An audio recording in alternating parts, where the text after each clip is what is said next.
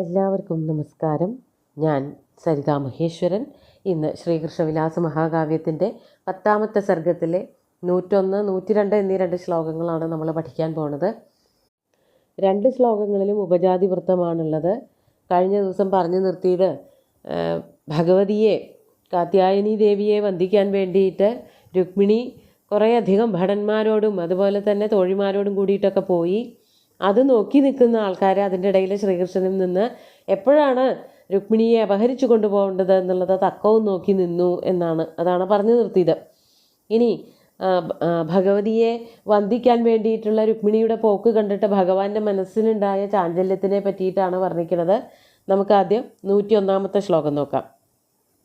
സാ വീരലക്ഷ്മീമിവ പുഷ്പകേതോ യശഃ പതാകാമിവ യൗവനസ്യ അപശ്യദാജ്ഞാമിവ വിഭ്രമസ്യ തത്രാഗതാം താമരസേക്ഷണസ്താം.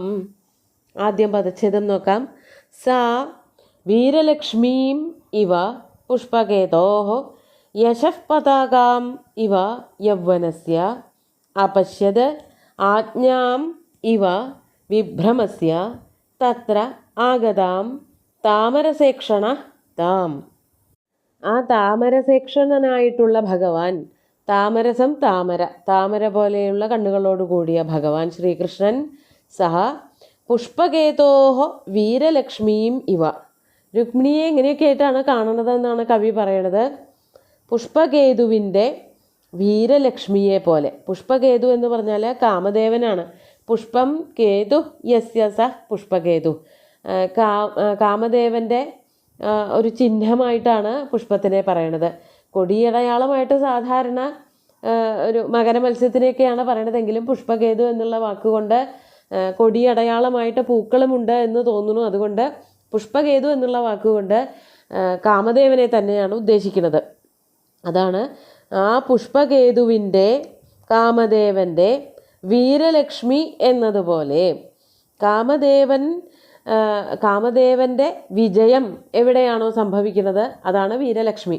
ആ കാമദേവൻ്റെ വീരലക്ഷ്മി ആയിട്ടാണ് രുക്മിണി ദേവി ഭഗവാന്റെ മുമ്പിൽ വന്നത് എന്ന് അത് ഭഗവാന് തോന്നുകയാണ്. തന്നെ കീഴടക്കാൻ വേണ്ടിയിട്ട് വരുന്നതായ കാമദേവൻ്റെ ലക്ഷ്മിയാണോ, അല്ലെങ്കിൽ കാമദേവൻ്റെ സമ്പത്ത് മുഴുവനും ഒരു ദിക്കിൽ ഒരുക്കൂട്ടി വച്ചതുപോലെ ആ സമ്പത്ത് കൊണ്ടാണ് കാമദേവൻ എല്ലാവരെയും ആക്രമിച്ചു കൊണ്ടിരിക്കുന്നത്. അതാണോ ആ വരുന്നത് കാമദേവൻ്റെ സമ്പത്താണോ എന്ന് അങ്ങനെ സംശയിച്ചു. അതുപോലെ യൗവനസ്യ യശഃ പതാകാമിവ.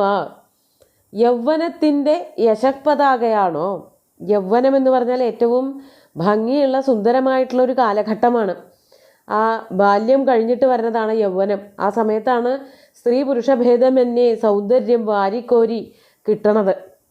ആ സൗന്ദര്യത്തോടുകൂടി, ആ യൗവനത്തിൻ്റെ സൗന്ദര്യത്തോടുകൂടി നടന്നു പോകുന്ന രുക്മിണിയെ കണ്ടപ്പോൾ അത് യൗവനത്തിൻ്റെ യശഃ പതാകയാണോ? പതാക എന്ന് പറഞ്ഞാൽ കൊടിക്കൂറയാണ്. കൊടികൾ എന്നൊക്കെ പറയുമ്പോൾ എപ്പോഴും ഉയർന്നാണ് വിരാജിക്കുക. അതുകൊണ്ടാണ് നേരത്തെയും പറഞ്ഞത് വീരലക്ഷ്മി, പുഷ്പകേതുവിൻ്റെ വീരലക്ഷ്മിയാണോ? അതുപോലെ രുക്മിണിയെ കണ്ടപ്പോൾ വേറെ എന്താണ് തോന്നിയത്? യൗവനത്തിൻ്റെ കൊടിക്കൂറയാണോ? യൗവനമൊക്കെ ഇങ്ങനെ വെന്നിക്കൊടി പാറിച്ച് നിൽക്കുകയാണ് രുക്മിണി ദേവിയുടെ ശരീരത്തിലും മനസ്സിലും കണ്ണുകളിലും കൈകളിലും എല്ലാ അവയവങ്ങളിലും അതിങ്ങനെ വിടർന്നുല്ലസിച്ച് നിൽക്കുന്നുണ്ട്. അപ്പോൾ ആ യൗവനത്തിൻ്റെ പതാകയാണോ പറന്നുല്ലസിച്ച് നടക്കുന്നത് എന്നും തോന്നി. അതാണ് യൗവനസ്യ യശഃ പതാകാം ഇവ. മാത്രമല്ല വിഭ്രമസ്യ ആജ്ഞാമിവ. വിഭ്രമം എന്ന് പറഞ്ഞാൽ സ്ത്രീകളുടേതായിട്ടുള്ളൊരു ഭാവമാണ്.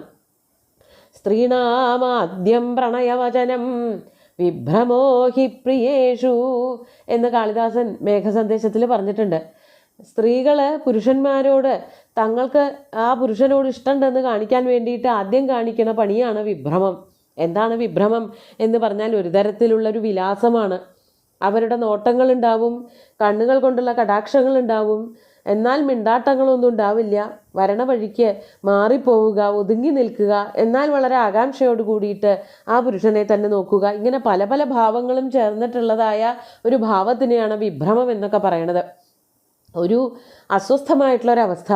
ഇഷ്ടമാണ് താനും, എന്നാൽ അത് പ്രകടിപ്പിക്കാൻ പറ്റാതെ നിൽക്കുന്നതായിട്ടുള്ളൊരവസ്ഥ. അതിനെയാണ് ഇവിടെ വിഭ്രമം എന്ന വാക്കുകൊണ്ട് ബിംബോകം എന്നൊക്കെ പറയും. അങ്ങനെയുള്ള വാക്കുകളെ കൊണ്ട് സ്ത്രീകളുടെ ആ ഭാവഹാവാദികളെ അങ്ങനെയാണ് നാട്യശാസ്ത്രകാരനൊക്കെ പറഞ്ഞു വച്ചിരിക്കുന്നത്. ആ വിഭ്രമത്തിൻ്റെ ആജ്ഞയാണോ? ആജ്ഞ എന്ന് പറയുമ്പോൾ ഏറ്റവും തീവ്രമായിട്ടുള്ള ഭാവം. വിഭ്രമം ഇങ്ങനെ രൂപമെടുത്ത് വന്നിരിക്കുകയാണോ എന്ന് തോന്നും വിധത്തിൽ ഇവ തത്ര ആഗതാം താം, അവിടെ വന്നു ചേർന്നിരിക്കുന്നവളായ, അതായത് ആ കാത്യായനിയെ തൊഴാൻ വേണ്ടി പോകുന്നവളായ രുക്മിണിയെ അടുത്തുകൂടെ കണ്ടപ്പോൾ ശ്രീകൃഷ്ണൻ ഇതൊക്കെയാണ് തോന്നിയത്. അങ്ങനെ ഒരാളെ തന്നെ പലതായിട്ട് കാണുന്നത് കൊണ്ട് ഇവിടെ മാലോപമ ഇവ എന്ന് പറഞ്ഞിട്ടുണ്ട്. അതാണോ ഇതാണോ എങ്ങനെയാണോ കണ്ടത് എന്നുള്ളത് വ്യക്തമായിട്ട് പറയാൻ പറ്റുന്നില്ല. അതിനെ മാലോപമ എന്നും പറയും. അതുപോലെ തന്നെ വേണമെങ്കിൽ സൂക്ഷ്മമായിട്ട് നോക്കിയാൽ അതിനെ തന്നെ ചെറിയതായിട്ട് മാറ്റി പറഞ്ഞാൽ ഉല്ലേഖം എന്നുള്ള അലങ്കാരമായിട്ടും മാറും. സാധാരണയായിട്ട് ഇവിടെ ഇവ എന്ന് 3 തവണയൊക്കെ പറഞ്ഞിട്ടുള്ളത് കൊണ്ട് മാലോപമ തന്നെയാണ് വരിക. അങ്ങനെ രുക്മിണിയെ പലതായിട്ട് എല്ലാം പലതരത്തിലുള്ള ഭാവഹാവങ്ങളുടെ മൂർത്തിമത് ഭാവമായിട്ടാണ് ശ്രീകൃഷ്ണൻ കണ്ടത്. രുക്മിണിയെ അത്രയ്ക്ക് ആകർഷണത്തോട് കൂടിയിട്ടാണ്, കണ്ണുകൾ ഇങ്ങനെ വലിച്ചെടുക്കണ പോലെയാണ് നോക്കി കണ്ടത്. നമുക്ക് അടുത്ത ശ്ലോകം കൂടി നോക്കാം. 102-ാമത്തെ ശ്ലോകം നോക്കൂ. മനോഭിരാമം മണികുണ്ടലാഢ്യം ബിംബോഷ്ഠമംഭോജപലാശനേത്രം ചാരുസ്മിതം ശുഭ്രുമുഖം ദദസ്യ ജഹാര ശൗരേർഹൃദയം ജിഹീർഷോ. വളരെ രസകരമായിട്ടുള്ളൊരു ശ്ലോകമാണ്. നമുക്ക് ആദ്യം പദച്ഛേദം നോക്കാം. മനോഭിരാമം മണികുണ്ടലാഢ്യം ബിംബോഷ്ഠം അംഭോജപലാശനേത്രം ചാരുസ്മിതം ശുഭ്രു മുഖം തത് അസ്യാഹ ജഹാര ശൗരേഹ ഹൃദയം ജിഹീർഷോഹ. ഒരാളെ ആദ്യമായിട്ട് കാണുമ്പോൾ ആ ആളുടെ ശരീര സൗന്ദര്യം തന്നെയാണ് കണ്ണിൽ പെടുക. മനസ്സിൻ്റെ സൗന്ദര്യമൊന്നും ആദ്യം കണ്ടാൽ മനസ്സിലാവില്ല. അതുകൊണ്ടാണല്ലോ പറയണത് പ്രേമത്തിന് കണ്ണും മൂക്കൊന്നും ഇല്ലയെന്ന്. ആദ്യത്തെ ഒരു കാഴ്ചയിൽ ഭംഗിയുണ്ടെന്ന് അങ്ങോട്ട് തോന്നിയാൽ പിന്നെ അതിൽ വീഴായി, പിന്നെ ആവും തിരിച്ചറിയുക ഈ ആൾ ബാഹ്യമായിട്ടുള്ള സൗന്ദര്യം മാത്രമേ ഉള്ളൂ, ഉള്ളിലൊന്നുമില്ല എന്നുള്ളതും. അതല്ലെങ്കിൽ ഈ ബാഹ്യമായിട്ടുള്ള സൗന്ദര്യം കൊണ്ടൊന്നും ഉള്ളിലെ സൗന്ദര്യത്തെ അളക്കാൻ പറ്റില്ല എന്നുള്ളതൊക്കെ വൈകിയാവും മനസ്സിലാവുക. ആ ബാഹ്യമായിട്ടുള്ള സൗന്ദര്യത്തിൽ തന്നെയാണ് കൃഷ്ണനും ഭഗവാനും വീഴണത്. അതന്നെയാണ് ഇവിടെ കവി വർണ്ണിക്കുന്നത്. ആദ്യം ഈ ശരീരം തന്നെയാണല്ലോ കാണുക. ആ ശരീരത്തിലെ അവയവങ്ങളുടെ സൗന്ദര്യത്തെ, സൗഷ്ഠവത്തെ പറ്റി പറയാണ്. അസ്യാഹ അവളുടെ, ആ രുക്മിണിയുടെ മനോഭിരാമം മണികുണ്ടലാഢ്യം ബിംബോഷ്ഠം അംഭോജപലാശനേത്രം ചാരുസ്മിതം ശുഭ്രു എന്നൊക്കെ പറഞ്ഞിട്ട് ഇങ്ങനെ ഓരോന്നോരോന്നായിട്ട് വർണ്ണിച്ചു പോവുകയാണ്. ആ സുന്ദരിയെ അങ്ങോട്ട് നോക്കിയപ്പോഴേക്കും ഭഗവാന്റെ മനസ്സിന് കുളിർമയാണ് ഉണ്ടായത്. അതാണ് മനോഭിരാമം. മനസ്സിന് ഏറ്റവും അഭിരമിപ്പിക്കുന്ന വിധത്തിലുള്ള അംഗസൗഷ്ഠവങ്ങളാണ് രുക്മിണിക്ക് ഉണ്ടായിരുന്നത്. എന്തൊക്കെയാണെന്ന് ഓരോന്നായിട്ട് പറയാണ്. മണികുണ്ടലാഢ്യം, മണികുണ്ടലം, നല്ല ഭംഗിയുള്ളതായ കൊടുക്കെടുക്കൻ കമ്മലൊക്കെ അണിഞ്ഞിട്ടുണ്ട്. അതിൻ്റെ ഒരു സൗന്ദര്യം പ്രത്യേകിച്ചെടുത്ത് പറയാനുണ്ട്. കവിളത്ത് അതൊക്കെ പ്രതിബിംബിക്കുന്നുണ്ടാവും. അത് ഇങ്ങനെ നടക്കണതിൻ്റെ ഒരു ചാഞ്ചാട്ടം കമ്മലുമേം കാണാനുണ്ടാവും. അതാണ് മണികുണ്ടലം ഉള്ളത് കൊണ്ട് ഏറ്റവും സുന്ദരമായിട്ടുള്ള മണികുണ്ടലാഢ്യം. ബിംബോഷ്ഠം, അതുപോലെ തന്നെ ചുണ്ട്, ഓഷ്ഠം എന്ന് പറഞ്ഞാൽ തൊണ്ടിപ്പഴം പോലെ ചുവന്ന് തുടുത്ത കാണാൻ അഴകുള്ളതായ ചുണ്ടുകൾ. അതുപോലെ അംഭോജപലാശനേത്രം, താമരയുടെ ഇതളുകൾ പോലെ നീണ്ടുവിടർന്ന കണ്ണുകൾ. ചാരുസ്മിതം, ചെറിയൊരു ചിരി ഇങ്ങനെ ചുണ്ടുകളിൽ തത്തിക്കളിച്ച് നിൽക്കുന്നുണ്ട്. അതുപോലെ ശുഭ്രു, നല്ല പുരികക്കൊടികൾ ഇങ്ങനെ വളഞ്ഞു നിൽക്കുന്നതായ നീണ്ട പുരികങ്ങൾ, കണ്ണിനെയും കവിഞ്ഞ് താഴേക്ക് നിൽക്കുന്നതും അതുപോലെ അല്പം വളഞ്ഞ് കാമദേവൻ്റെ വില്ലുപോലെ നിൽക്കുന്നതുമായിട്ടുള്ള പുരികക്കൊടികൾ. അതാണ് ശുഭ്രു. തത് മുഖം, ഇതൊക്കെ ഉള്ളതായിട്ടുള്ള രുക്മിണിയുടെ മുഖം. മുഖത്തെ അവയവങ്ങളെ പറ്റിയിട്ട് ഒന്ന് പറയുകയാണ് ചെയ്തത്. നല്ല ഭംഗിയുള്ളതായ കമ്മലണിഞ്ഞ കാത്, തൊണ്ടിപ്പഴം പോലെ ചുവന്നു തുടുത്ത ചുണ്ട്, നല്ല നീണ്ടിടം പെട്ട കണ്ണുകൾ, വളഞ്ഞു നിൽക്കുന്ന സുന്ദരമായിട്ടുള്ള പുരികങ്ങൾ, ഇതൊക്കെ ചേർന്നതായ ദേവിയുടെ മുഖം കണ്ടിട്ട് എന്താണ് ഭഗവാന് സംഭവിച്ചത്? അതാണ് അവിടെയാണ് ഏറ്റവും വലിയ ഭംഗി കിടക്കുന്നത്. ജിഹീർഷോഹ ശൗരേഹ ഹൃദയം ജഹാര. ജിഹീർഷോഹോ, അതായത് ഇപ്പോൾ ആ അമ്പലത്തിലേക്ക് നടന്നു പോയിക്കൊണ്ടിരിക്കുന്ന പെൺകുട്ടിയാണ് അപഹരിച്ചു കൊണ്ടുപോകാൻ ശ്രീകൃഷ്ണൻ വന്നിരിക്കുന്നത്. ആ പെൺകുട്ടിയെ അപഹരിച്ചു കൊണ്ടുപോകാൻ വന്ന കൃഷ്ണൻ്റെ, അതാണ് ജിഹീർഷോഹോ, ഹർത്തുമിച്ഛോഹോ അപഹരിച്ചു കൊണ്ടുപോകാൻ ആഗ്രഹിക്കുന്നവനായ ശൗരേഹെ ശൗരിയുടെ ഹൃദയം ജഹാര. സാ രുക്മിണി ഹൃദയം ജഹാര. ആ രുക്മിണി ശ്രീകൃഷ്ണൻ്റെ ഹൃദയത്തെ അപഹരിച്ചു. ഒരു വിരോധം പോലെ തോന്നാം.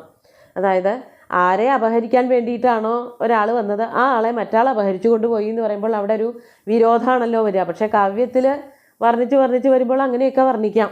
അത് കവിയുടെ ഏറ്റവും സ്വാതന്ത്ര്യമാണ്. അപാരേ കാവ്യ സംസാരേ കവിരേക പ്രജാപതി യഥാസ്മൈ രോചതേ വിശ്വം തഥേദം പരിവർത്തതേ എന്ന് പറയണത് പോലെ എന്തും വർണ്ണിക്കാനുള്ളൊരു സ്വാതന്ത്ര്യവും അവകാശവും കവിക്കുണ്ട്. അപ്പോൾ രുക്മിണിയെ അപഹരിച്ചു കൊണ്ടുപോകാൻ വന്ന ശ്രീകൃഷ്ണനെ രുക്മിണി അപഹരിച്ചു എന്ന് പറയുമ്പോൾ, കൃഷ്ണനെ അപഹരിച്ചു അല്ലെങ്കിൽ കൃഷ്ണൻ്റെ മനസ്സിനെ അപഹരിച്ചു എന്നൊക്കെ പറയുമ്പോൾ അവിടെ സംഭവിച്ചത് ഏറ്റവും രസകരമായിട്ടുള്ള കാര്യമാണ്. ഈ ആളെ തന്നെയാണ് ഞാൻ അന്വേഷിച്ചു വന്നത്, ഇങ്ങനെ ഒരാളെ കിട്ടണമെന്ന് തന്നെയാണ് ശ്രീകൃഷ്ണൻ മനസ്സാ മോഹിച്ചത് എന്നുള്ളത് വ്യക്തമാക്കുകയാണ് ചെയ്തത്.